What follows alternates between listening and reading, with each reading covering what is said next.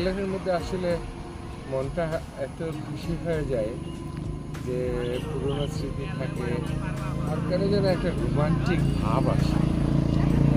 স্বভাবত এই রোমান্টিক ভাবটা যেমন কাছাকাছি আশেপাশে আসলেই কিছুটা মনে হয়, অনেকজনের কথা মনে হয়, অনেক স্মৃতি মনে পড়ে যায়। পুরোনো স্মৃতি, নতুন স্মৃতি, বর্তমান স্মৃতি, সব কিছুই মনে হয়।